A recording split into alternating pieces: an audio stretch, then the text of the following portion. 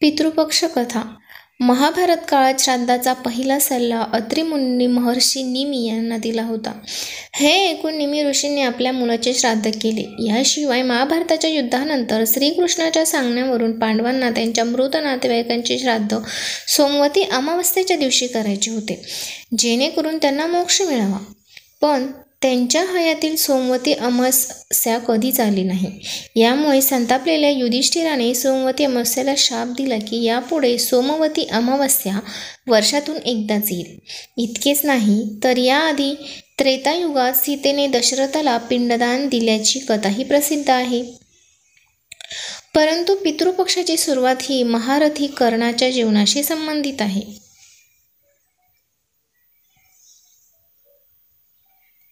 असे मानले जाते की कर्णाच्या मृत्यूनंतर जेव्हा त्याचा आत्मा स्वर्गात पोहोचला तेव्हा त्याला खाण्यासाठी सोने आणि दागिने देण्यात आले.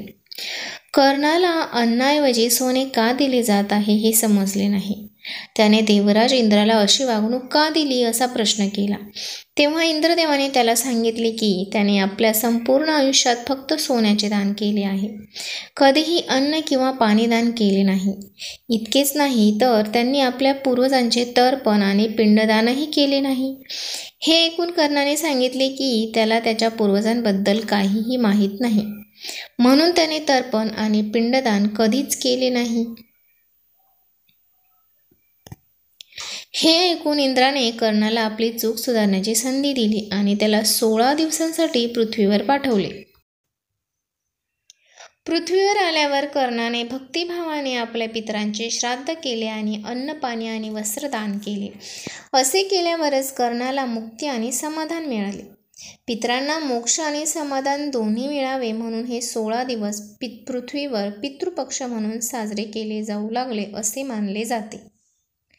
श्राद्ध केल्याने मोक्षप्राप्ती होते तर पिंडदान व तर्पण केल्याने समाधान मिळते. असे मानले जाते की वडिलोपार्जित सर्व वैभवानंतरही पाण्याची कमतरता भासते, त्यामुळे पितर तहानलेले राहतात. त्यामुळे काळं तीळ मिसळलेले पाणी अर्पण केल्याने पितरांना विशेष समाधान मिळते. यानंतर आपण बघणार आहोत पितृपक्षातील दानाचे महत्त्व सांगणारी रामायणातील एक कथा. एके दिवशी अगस्त्य ऋषींच्या आश्रमात बंधू लक्ष्मणासह श्रीराम गेले असता ऋषींनी त्यांचा योग्य प्रकारे आदर सत्कार केला आणि नवरत्नाचे कंकण रामास अर्पण केले. तेव्हा राम म्हणाला, मुनिवर्य, वास्तविक मी तुम्हाला काहीतरी अर्पण केले पाहिजे, त्याऐवजी तुम्हीच मला देत आहात. त्यावर ऋषी म्हणाले, आम्हा तापसी जनांना हे रत्न कंकण काय कामाचे? तू विष्णूंचा अवतार असून राजा आहेस, तेव्हा हे कंकण तुझ्या हातातच शोभून दिसेल. ऋषींचे हे वाक्य ऐकताच हे कंकण तुम्हाला कसे प्राप्त झाले असा श्रीरामाने प्रश्न केला. तेव्हा ते म्हणाले, रामा, या माझ्या आश्रमापासून काही अंतरावर एक सरोवर आहे, तेथे मी त्रिकाल स्नानार्थ जात असतो. एके दिवशी स्नान करीत असता एकाएकी आकाशात घंटानाद होऊ लागला. मी वर पाहिले, तो एक विमान पृथ्वीवर येत असल्याचे मला दिसले. पाहता पाहता ते विमान सरोवराजवळ येऊन थांबले. थोड्या वेळाने त्यातून एक दिव्य पुरुष बाहेर पडला. त्या पुरुषाने सरोवरात स्नान केले व सरोवरापासून काही अंतरावर एक प्रेत पडले होते. त्या प्रेताजवळ तो गेला. त्याने थोडा वेळ प्रेताकडे पाहिले आणि ते पायापासून मस्तकापर्यंत खाऊन टाकले. मग तो विमानात बसून निघून गेला. तो प्रकार पाहून मी आश्चर्यचकित झालो. दुसऱ्या दिवशी पण त्या दिव्य पुरुषाकडून तीच कृती घडत असताना पाहिली. हा प्रकार काय आहे ते समजून घेण्यासाठी मी मुद्दाम त्यांना गाठले व त्यांची विचारपूस केली. ते दिव्य पुरुष म्हणाले, मी स्वर्ग भुवनात राहतो, पण तिथे खाण्यासाठी मला काहीही मिळत नाही, म्हणून मृत्यूलोकी येऊन क्षुधाशांतीसाठी मी प्रेत भक्षण करतो. हे ऐकून मला नवल वाटले. मी विचारले, स्वर्गामध्ये राहणाऱ्या लोकांना तर अमृत सेवन करायला मिळते असे ऐकले आहे. अमृत सेवन केले की कित्येक दिवस भूक लागत नाही. दिव्य पुरुष म्हणाला, तुम्ही म्हणता ते सत्य आहे, पण अमृत मिळवण्यासाठी लागणारे पुण्य माझ्याजवळ नाही. मी पूर्वी वैदर्भ देशाचा राजा होतो. प्रजेचा पुत्रव्रत सांभाळ करत होतो. कोणाशी कधीच वाईट वागलो नाही. मात्र माझ्या हातून जिवंतपणे दीनदुबळ्यांना किंवा अतिथीला, गरजवंतांना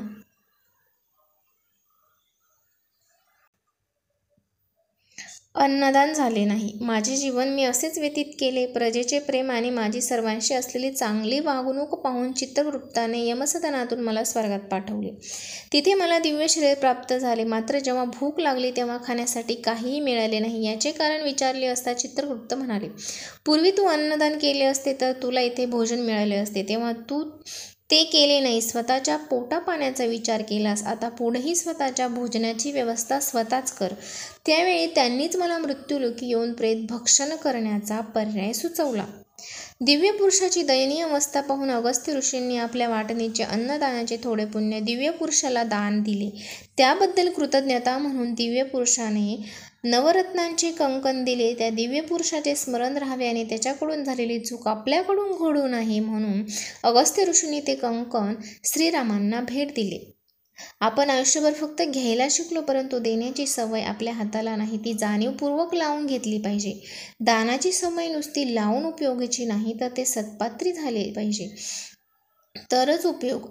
म्हणून संत गाडगे बाबा सांगत असत, भुकेल्यांना अन्न, तहानलेल्यांना पाणी, उघड्या नागड्यांना वस्त्र, बेघरांना आसरा, बेकारांना रोजगार, दुःखी आणि नैराश्यग्रस्तांना हिंमत द्या.